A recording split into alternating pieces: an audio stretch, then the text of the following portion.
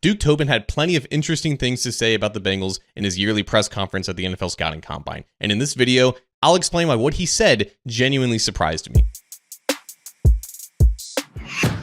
Hi again, Bengals fans. John Sheeran of A2Z Sports Cincinnati here, and none of you need an introduction about how Duke Tobin speaks. The Bengals front office really, as a collective, they try to keep things very close to the vest. They don't like to reveal anything. They try to keep everything on the table. So when Tobin took the podium as the team's de facto general manager at the NFL Scouting Combine this week, in an offseason filled with Joe Burrow applying public pressure towards the Bengals front office to pay its stars like Jamar Chase, Trey Hendrickson, and T. Higgins, and facing all those questions, expectations were pretty low about Tobin saying anything of substance. So when I tell you that the way and the manner of which Tobin answered a lot of these questions surprised me, I'm telling the truth. Because the version of Tobin that we got Tuesday afternoon when he was answering these questions was unlike anything that I've ever seen from him. Because it sounded like not only did Tobin recognize what Burrow has been saying and that it resonated with him, it sounded like he was applying some pressure himself. For example, when talking about fitting all these contracts under the salary cap this year, he didn't have to say that it was possible to fit all these guys in, but that's exactly what he did. It wasn't just some non-answer about, yeah, we'll see how the negotiations go and we'll see if we can get it done. We'll see if it's possible. No, he straight up referenced their cap health, saying we've managed our cap well. We've got low dead money. We want a high payroll and low dead money so the people that are in Cincinnati playing for us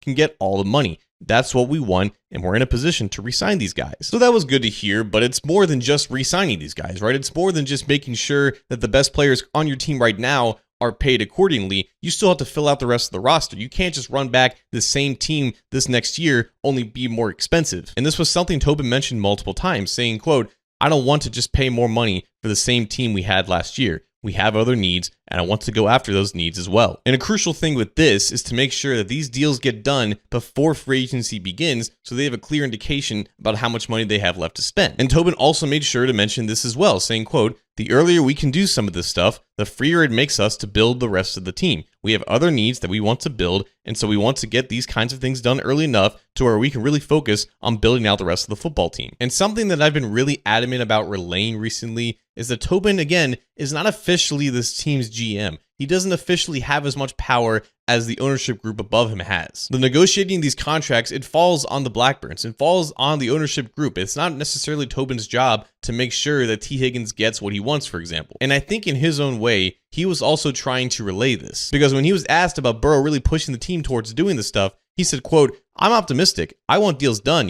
just like our quarterback wants deals done. Everything he says with, I agree with. I want them done. I want the best players available, and I also want to add more players to our team. Like, I've never heard Tobin speak like this before. I've never heard him say things in a way where he doesn't sound like he has control. But in reality, again, he's not the one negotiating these contracts. That's the Blackburns. It sounds like everything that Burrow has been saying into a microphone over these past 2 months, Tobin agrees with. He's on the same page. And I think the most likely alternative to this is that Tobin would not be saying these things and would not be speaking with such conviction in some sense without knowing that these plans are indeed in place and are very likely to happen. I don't think that he would invoke optimism and conviction with these things if he didn't have at least some level of assurances that things were trending in the right direction. Remember who these people are that run this team. They are lawyers. They love to posture. They love to not give up any ounce of leverage. And at the end of the day, obviously actions mean a hell of a lot more than words. I don't need to tell you that. You guys have been following this team for years. You know how they operate. But I had very low expectations for listening to Tobin talk about these things,